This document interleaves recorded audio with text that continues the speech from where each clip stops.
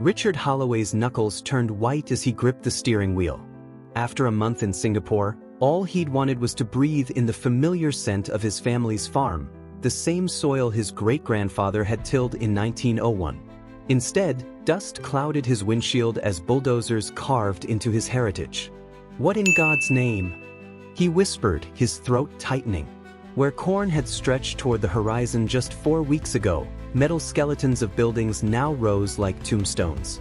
The ancient oak where he'd proposed to Sarah was gone, nothing but a splintered stump remaining. His cell phone vibrated again, Sarah's fifth call. But Richard couldn't speak, not yet. His eyes burned as he stepped from the car, the autumn wind carrying the acrid smell of diesel and disturbed earth. A construction worker approached, clipboard in hand. "Sir, this is a restricted area." Richard's voice emerged, barely controlled. "This is my land. My family's land for 4 generations." The worker's expression shifted. "You might want to talk to the HOA about that." Richard's boots crunched over gravel as he stormed toward the Willowbrook Estates Community Center, a colonial-style building that had always seemed pretentious against the backdrop of working farms. The American flag snapped in the wind above manicured shrubs that had never known a day's neglect. Inside, the air conditioning hit him like a wall, carrying the scent of furniture polish and coffee. Karen Reynolds sat behind her mahogany desk, her silver bob perfectly styled, reading glasses perched on her nose. She looked up, her practiced smile faltering when she recognized him. "Richard, you're back early." She removed her glasses, letting them hang from the gold chain around her neck. "We weren't expecting." "Cut the act, Karen." His voice echoed in the quiet office. "There are bulldozers on my property. My family's farm is being torn apart." Karen's expression hardened, the southern hospitality veneer cracking. "That land was rezoned last month. Everything's perfectly legal." She slid a folder across the desk. "The HOA acquired those 20 acres for community development. The paperwork is in order." Richard's hands trembled as he flipped through documents bearing signatures he didn't recognize. "This is forgery. I never signed anything." "Your wife did," Karen replied, her voice smooth as polished marble. "As co-owner, her signature is sufficient." The room seemed to tilt. Sarah would never, not the 40 acres his grandfather had set aside for their children's future. On the wall behind Karen hung a rendering, Willowbrook Grand Hotel and Spa. His family's pond, where he'd taught his daughter to fish, was now labeled Scenic Waterfront Dining. "You've had your eye on our land for years," Richard said, memories flooding back. Karen's complaints about tractor noise during planting season. Her petitions against the unsightly grain silos. This was never about community development. Karen's smile returned, colder now. "Times change, Richard. Willowbrook needs to evolve. Those quaint little farms might have been fine for your grandfather's generation, but progress waits for no one." As Richard turned to leave, Karen called after him. "The bulldozers start on the North 40 tomorrow at dawn. I'd make peace with it if I were you." The attic of Richard's farmhouse smelled of cedar and thyme. Dust motes danced in the beam of his flashlight as he hauled down his grandfather's weathered trunk, the brass lock long since seized with age. Sweat trickled down his back despite the October chill that seeped through the century-old rafters. His cell phone rang again. "Sarah. 12 missed calls now." "Not yet," he muttered, prying open the trunk's lid with a screwdriver. He needed answers before confrontation. Inside lay the meticulous archives of Harold Holloway, county commissioner from 1952 to 1971. Grandfather had saved everything: ledgers, meeting minutes, land surveys bound with faded ribbon. Richard's fingers, calloused from years of working the land, carefully turned pages yellowed with age. Downstairs, the screen door creaked open. Footsteps crossed the kitchen's worn linoleum. "Richard." Sarah's voice carried up the stairs, heavy with worry. "The HOA's been calling. They say you threatened Karen." He didn't answer, his attention fixed on a surveyor's map dated 1952. The boundary lines were different, a full quarter-mile different from what Karen's documents showed. "Richard, please. You're scaring me." The floorboards groaned as Sarah climbed the attic stairs, her figure silhouetted against the dim light from below. At 62, she still moved with the same grace that had caught his eye at the county fair 43 years ago. "They forged your signature," he said, not looking up. "Didn't they?" Sarah's silence told him everything. "They said..." Her voice faltered. "They said they'd take the whole farm through eminent domain if we didn't cooperate. 200 acres, Richard. Everything. They showed me the court orders." Richard found what he was searching for, a folder labeled Willowbrook Incorporation, 1965. Inside, the original charter clearly stated, agricultural lands exceeding 10 acres are exempt from HOA jurisdiction. "They lied to you, Sarah." He passed her the document, watching comprehension dawn on her face. "They've been planning this for years, changing property lines on maps, a few feet at a time." Tears welled in Sarah's eyes. "I thought I was saving our home." Richard stood, wincing as his knee protested, the same knee he'd injured falling from the hayloft at 17. He pulled his wife close, feeling her shoulders shake with silent sobs. "This isn't over," he whispered into her silver hair. "My grandfather fought the railroad when they tried to cut through our east field. My father stood against the pipeline company. Now it's our turn." He gazed out the small attic window toward the construction site, where floodlights now illuminated the night. The Holloways have been keeping records for 4 generations. Karen Reynolds is about to learn what that means. Marcus Thompson's law office occupied the 2nd floor of Millfield's oldest brick building on Main Street. The radiator clanked and hissed, fighting against the November chill while Richard spread his grandfather's documents across the oak conference table. "I've known you since Little League, Rich," Marcus said, adjusting his reading glasses. His hands, spotted with age, carefully examined a property deed. "But going up against Willowbrook HOA isn't like challenging an umpire's call. Karen's husband plays golf with Judge Patterson every Sunday." Richard nodded, the weight of sleepless nights evident in the deep lines around his eyes. "I'm not asking for favors, Marcus. Just justice." The attorney whistled softly as he examined the boundary discrepancies. "These maps show a systematic encroachment. See here?" His finger traced a line. "The 1965 survey shows your north property line 320 feet from Willow Creek.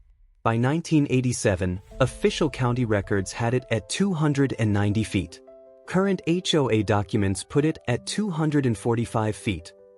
75 feet stolen with the stroke of a pen," Richard said, his coffee cooling untouched. The office door opened, and Martha Peterson, the town's unofficial historian at 82, entered with a leather portfolio clutched to her chest. Her arthritis-curved fingers belied the sharpness in her eyes. "You were right to call me, Marcus," she said, placing her burden on the table.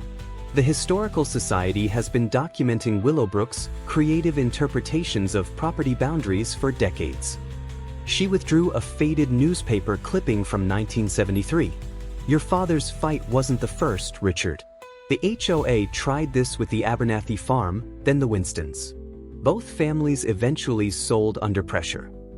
Richard's throat tightened. "But not the Holloways." "No," Martha smiled. "Your grandfather was too stubborn. And too careful." She tapped the article. "He publicly recorded every boundary dispute in the county newspaper's legal notices section." Marcus leaned back, his chair creaking. "That's admissible evidence of prior knowledge. They can't claim innocent mistake when there's a 40-year paper trail." Sarah, who had been silently examining maps in the corner, suddenly spoke. "There's something else." She spread out a recent environmental impact survey. "The hotel foundation they've started sits directly on protected wetlands. The drainage feeds into Miller's Creek, which supplies water to 3 counties." Richard felt something he hadn't experienced in days: hope. It unfurled cautiously in his chest. A knock at the door preceded Justin Wilkes, the youngest member of the HOA board, his expression grim beneath his salt and pepper hair. "I can't stay long," he said, glancing nervously over his shoulder. "Karen doesn't know I'm here." He placed a USB drive on the table. Board meeting recordings from the past 5 years. The ones that happened after the official minutes ended. His voice dropped. "Including the vote that never actually took place regarding your land, Richard." Martha's eyes widened. "You're risking a lot, Justin." He straightened his shoulders. "My father taught me that a man who stands by while his neighbor's house burns will eventually find his own in ashes." His gaze met Richard's. "I should have spoken up sooner." As Justin left, Richard turned to Marcus. "How soon can we file?" The attorney was already reaching for his phone. "How does tomorrow morning sound?" The Millfield County Courthouse stood as it had since 1891, its limestone facade weathered by 130 years of Midwestern seasons.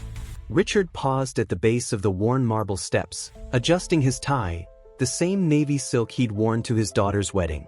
Sarah squeezed his hand, her wedding band catching the pale December sunlight. "Whatever happens," she whispered, "we faced it together." Inside, the courtroom's walnut benches were filled beyond capacity. Richard recognized faces he hadn't seen in years: the Henderson family from 2 miles east, the Clarks who'd sold their dairy operation in '98, even old Pete Miller who'd lost 60 acres to a suspicious tax lien in 2005. Karen Reynolds sat at the defendant's table, flanked by 3 attorneys in suits that cost more than Richard's pickup truck. She didn't turn when he entered, but her shoulders stiffened perceptibly. Judge Elizabeth Hartman, new to the county bench and unknown to Richard, entered with a rustle of robes. At 65, her face bore the no-nonsense expression of someone who'd heard every possible excuse. "Preliminary injunction hearing for Johnson versus Willowbrook Estates Homeowners Association," she announced, scanning the courtroom over half-moon reading glasses. "I understand emotions are running high, but this is a court of law, not a town hall meeting." Marcus approached the bench with measured confidence, presenting the historical documents with the reverence they deserved.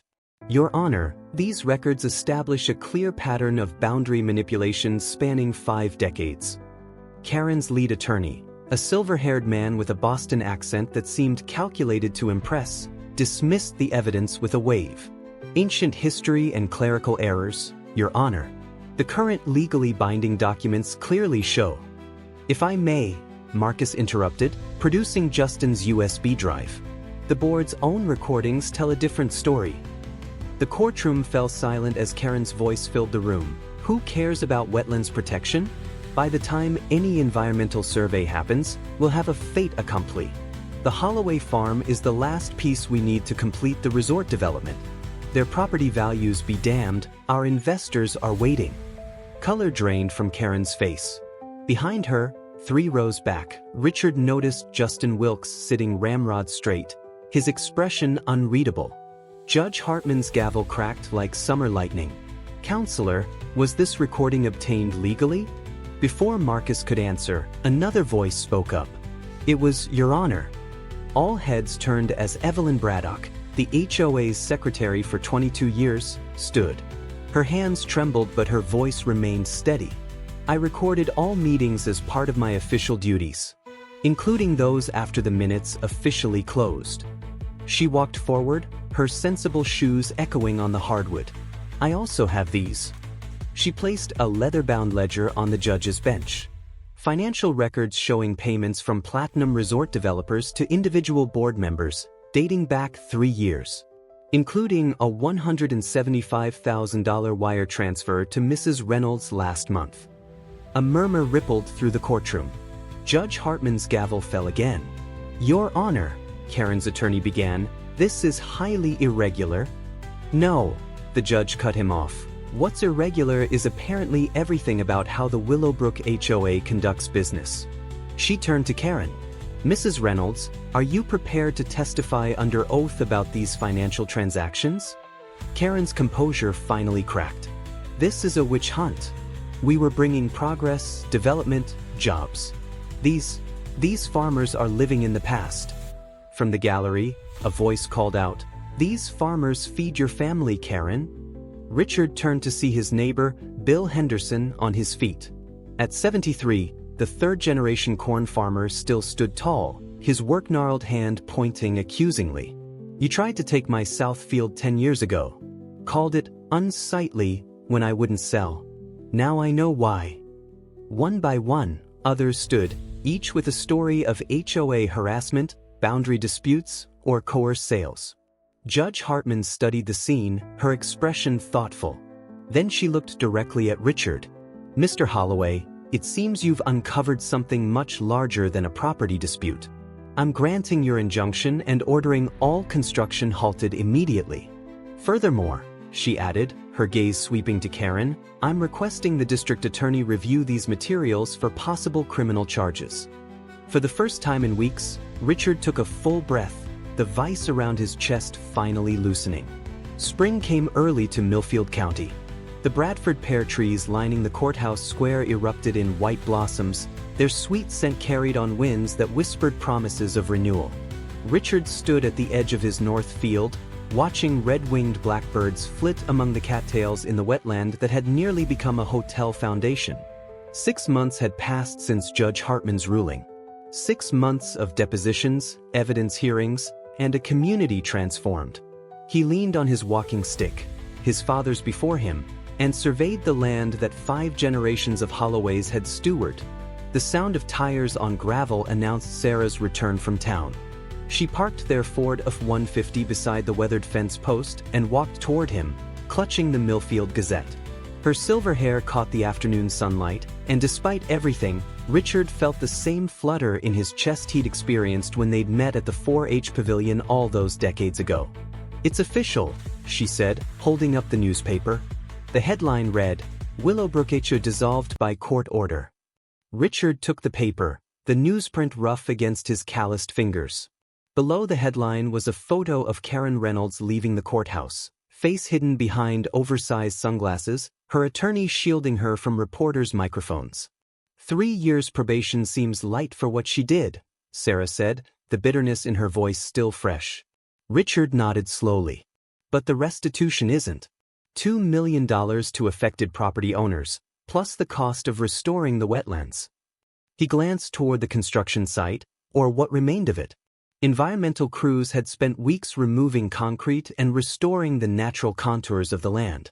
They walked together along the edge of the field, where tender shoots of winter wheat pushed through the rich black soil. The path took them past the old oak stump, all that remained of their courting tree. "Look," Sarah said suddenly, pointing.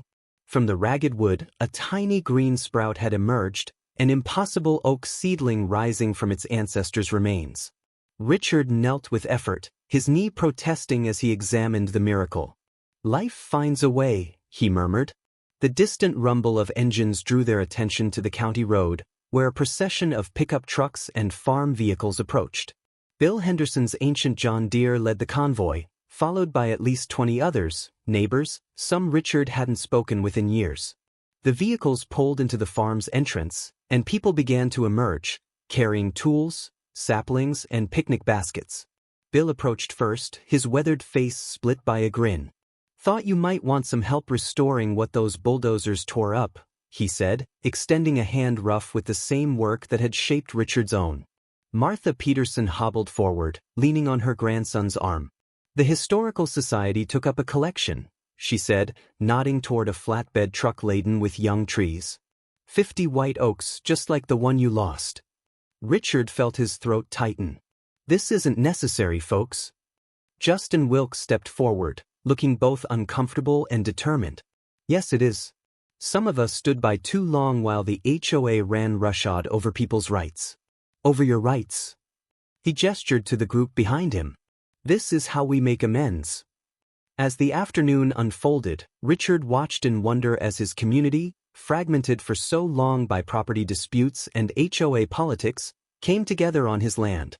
Young men with strong backs dug holes for new trees while their children scattered wildflower seeds along the restored wetland edge. Women of all ages had organized an impromptu potluck on folding tables beneath the maple trees. Evelyn Braddock, the HOA secretary whose testimony had been crucial, approached Richard with a leather-bound book. "I saved this from being shredded," she said quietly. "It's the original Willowbrook Community Charter from 1965. Your grandfather's signature is on page 3. Richard opened it carefully. There, in faded blue ink, was Harold Holloway's bold script, followed by his personal credo that Richard knew by heart. Land held in trust is a covenant with both past and future. He would be proud. Sarah said, slipping her arm through his. Not just of saving the farm, but of how you brought people together. As the sun began its slow descent toward the western horizon, casting long shadows across fields that had nearly been lost, Richard surveyed the scene, neighbors talking and laughing, children playing tag between newly planted trees, elderly folks sharing stories of the county before development had changed its character. You know, he said to Sarah, grandfather always said the true value of land isn't measured in dollars per acre. She smiled, understanding. It's measured in the community it sustains. Richard nodded, watching as Bill Henderson showed a young boy how to properly mulch a sapling. And in the legacy we leave behind. 2 years passed, marked by the steady rhythm of seasons that farmers have followed since time immemorial. The young oak saplings, once no taller than a child, now reached for the sky with adolescent vigor. The wetlands, healed from the construction damage, teemed with life, chorus frogs announcing spring evenings with their persistent calls, great blue herons stalking the shallows for minnows. Richard sat on the new bench beneath the largest of the planted oaks, a gift from the community inscribed with words from his grandfather's journal. What we protect today becomes tomorrow's inheritance. His 71st birthday had come and gone, bringing with it the aches and reflections that accompany the passage of time. The manila envelope in his hands bore the embossed seal of the Millfield County Clerk. Inside was the culmination of 2 years' legal work, a conservation easement that would permanently protect the Holloway farm from development.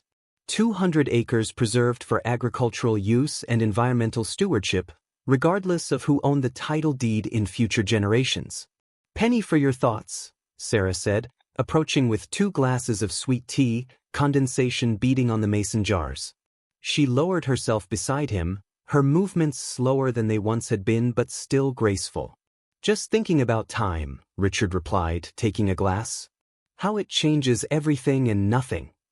Beyond the wetlands, their grandson Timothy worked alongside Bill Henderson's boy, mending a fence line. At 17, Timothy had his grandmother's gentle eyes and the Holloway's stubborn streak, evidenced by his determination to learn farming despite his parents' hopes he'd pursue engineering at Purdue. Did you tell him yet? Sarah asked, following his gaze. Richard shook his head. Thought I'd do it today. Once the papers are signed. The sound of tires on gravel announced Marcus Thompson's arrival. The attorney emerged from his Buick, legal briefcase in hand, his once salt and pepper hair now completely white. Beautiful evening for making history, Marcus called, making his way toward them. They gathered at the old picnic table beneath the maple trees, the same table where Richard's father had taught him to clean fish, where his daughter had struggled through algebra homework, where 4 generations of Holloways had shared meals harvested from the surrounding fields. As Richard signed the final document, a red-tailed hawk circled overhead, its cry piercing the evening's stillness. It's done, Marcus said, applying his notary seal. The Holloway Farm Conservation Trust is officially established. No matter what happens, this land stays agricultural for perpetuity. Timothy approached, wiping his hands on his jeans. Grandpa? Mom said you wanted to see me when I finished the fence. Richard exchanged glances with Sarah, who nodded encouragement. He pulled out a second envelope from his jacket, this one worn and creased from being carried for weeks. Your grandmother and I have been talking, Richard began, his voice steady despite the emotion behind it. About what happens to the farm when we're gone. The young man's expression grew serious. Dad says I should focus on college first. Your father has always had good sense, Richard acknowledged. But sometimes, the heart knows its home. He handed Timothy the envelope. This is the deed to the north 40 acres. In your name. With the understanding that you'll work it alongside us while you finish school. Timothy's hands trembled as he opened the envelope. But Dad said, Your father and I have had our discussions, Richard said, a smile crinkling the corners of his eyes. He understands that some callings can't be ignored. Timothy looked from the deed to his grandparents, eyes bright with unshed tears. I don't know what to say. You don't need to say anything, Sarah told him gently. Just promise you'll remember what that land represents. Not just soil and crops, but principles. Standing firm when it would be easier to give way. Protecting what matters, not just for ourselves, but for those who come after us. As twilight deepened into dusk, fireflies began their luminous dance above the fields. For generations of stewardship had preserved this corner of creation. Now, a fifth generation would carry that legacy forward. Richard took Sarah's hand, weathered and familiar in his own. "I'd say we've done good work here," he said softly. She leaned against his shoulder. "The best kind." The story of Richard Holloway reminds us that our deepest roots aren't just in soil, but in principles that withstand the erosion of time. In an age where progress often tramples tradition and development frequently displaces heritage, Richard's stand echoes the quiet courage of generations before us. His journey teaches us that documentation matters, keeping records, preserving history, and maintaining vigilance against those who would rewrite boundaries for personal gain. It reminds us that community, when united by truth, becomes an unbreakable force against corruption and greed. Perhaps most importantly, Richard's story illuminates our responsibility as stewards, not just of land, but of values that sustain us. Whether it's family farms or neighborhood integrity, what we choose to protect today becomes tomorrow's inheritance. In the end, the Holloway legacy isn't measured in acres or dollars, but in the courage to stand firm when foundations are threatened and the wisdom to preserve what truly matters for generations yet unborn. Has an HOA or local authority ever overstepped boundaries in your community? Your experience could help others facing similar challenges. Share your story in the comments below. You never know who might need to hear they're not alone in their fight. If Richard's stand against corruption resonated with you, please hit that like button and subscribe to our channel for more stories of everyday Americans protecting what matters most. Know someone battling unjust development or fighting to preserve their property rights? Share this video with them as a reminder that documentation, determination, and community support can turn the tide. Visit our website at AmericanLandLegacy.com for resources on property rights, conservation easements, and legal assistance for landowners facing similar challenges. When we stand together to protect our heritage, we're not just fighting for land, we're preserving the very foundation of American values for generations to come.